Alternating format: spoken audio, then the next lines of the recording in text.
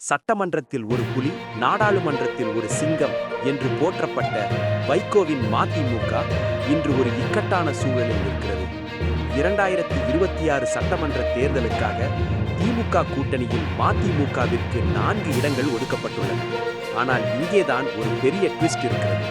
இந்த 4 இடங்களில் 3 இடங்களில் மதிமுக வேட்பாளர்கள் திமுகவின் உதயசூரியன் சின்னத்தில்தான் போட்டியிடப் போகிறார்கள். ஒரே ஒரு இடத்தில் மட்டும்தான் பம்பரம் சின்னம் அல்லது மதிமுகவின் சொந்த சின்னம் இருக்கும். இது கட்சி தொண்டர்களிடையே பெரும் அதிர்ச்சியை ஏற்படுத்தியுள்ளது. மதிமுகவின் இன்றைய இந்த நிலைக்கு காரணம், நேற்று மாலை முதல் சமூக ஊடகங்கள் முழுக்க கட்சியில் மிச்சமிருக்கிற மதிமுக தொண்டர்களின் வலிகள் நிறைந்த பதிவுகளை பார்க்க முடிகிறது. மதிமுகவிலிருந்து வெளியேறிவிட்ட மல்லை சத்யா கூட புரண்டு புரண்டு படுத்தேன், தூக்கம் வரவில்லை, புத்தகத்தை எடுத்தால் மனம் அதன் பக்கம் திரும்பவில்லை என்று பதிவிட்டிருக்கிறார். முன்பு அந்த கட்சியில் இருந்த வல்லம் பஷீர் தாயுள்ளத்தோடு மதிமுகவிற்கு ஒரு இடத்தை தந்த முதல்வருக்கு பாராட்டுக்கள் என்கிறார். தமிழ்மணி என்கிற வழக்கறிஞர் கட்சியில் பயணித்தது போதும் என வெளியேறுவதாக அறிவித்திருக்கிறார். வேறு சிலரோ இந்த முடிவு நல்லதுதான், ஒரே ஒரு சீட்டுக்காக ஆசைப்படுவாரோ என்று உணர்ச்சி வசப்பட்டு தேர்தலை புறக்கணித்து விடுவாரோ என்று பயந்தோம் என்கிறார்கள். கடினமான வார்த்தைகள்தான், ஆனால் வேறு சிறந்த உவமை கிடைக்கவில்லை. கழுதை தேய்ந்து கட்டெரும்பானது என்பார்களே, அதேதான். திமுகவில் இருந்து வெளியேறி மதிமுகவை தொடங்கிய அடுத்த 2 ஆண்டுகளில், அதாவது 1996 நடந்த சட்டசபை தேர்தலை தனது தலைமையில் ஒரு அணியை உருவாக்கி எதிர்கொண்டார் வைகோ. 177 இடங்களில் மதிமுக வேட்பாளர்கள் போட்டியிட்டும் 4 இடங்களில் மட்டுமே வைப்பு தொகை கிடைத்தது. தொடங்கி 2 ஆண்டுகளில் இப்படி ஒரு முடிவை தமிழக மக்கள் ஏன் தந்தார்கள் என்பதை இப்போது வரை கண்டுபிடிக்க முடியவில்லை. முதல் தேர்தல் முடிவே இப்படி ஆனதிலேயே வைகோவை நம்பி திமுகவில் இருந்து வெளியேறிய பலரும் சோர்வடைந்து போனார்கள். அடுத்து நடந்த 2001 தேர்தலிலும் தனித்தே போட்டி. இந்த முறையும் கட்சியின் சார்பாக எவரும் சட்டசபைக்குள் செல்லவில்லை. 2006 தான் அதிமுக கூட்டணியில் தனி சின்னத்தில் நின்று 6 இடங்களில் வென்று முதல் முறையாக சட்டசபைக்கு சென்றது மதிமுக.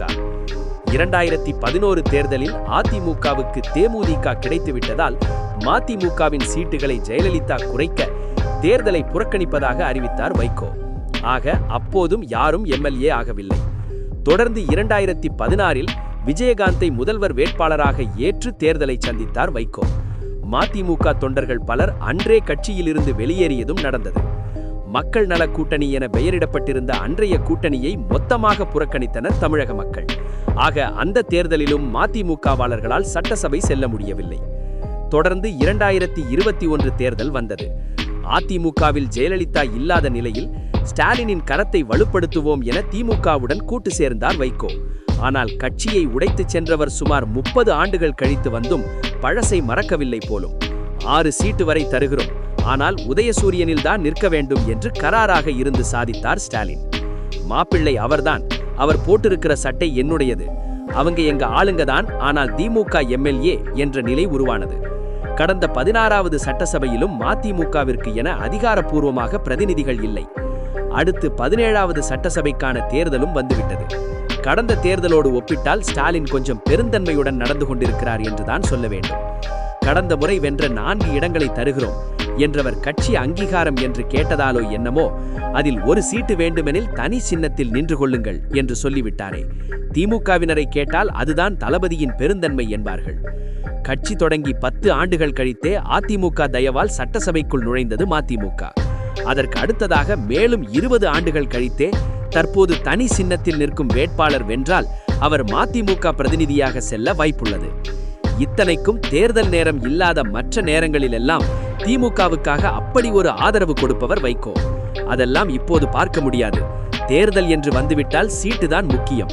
நேற்று வரை நம்மை யார் என்ன திட்டினார்கள் என்று பார்த்து கொண்டிருந்தால் வேலைக்கு ஆகாது என்று சாதாரணமாக கடந்து விடுகிறது திமுக. அடுத்த தேர்தலுக்கு உள்ளாவது ஏதாவது ஒரு முடிவை எடுங்கள் தலைவரே, இல்லை என்றால் பேசாமல் நீங்க தேர்தல் அரசியலை புறக்கணித்துவிட்டு நம்மோடு இருங்களேன் என்று சொல்லிவிடுவார்கள். இதுவே மதிமுகவில் ஒட்டிக்கொண்டிருக்கும் கடைசி தொண்டனின் மனசாட்சி குரலாக இருக்கிறது.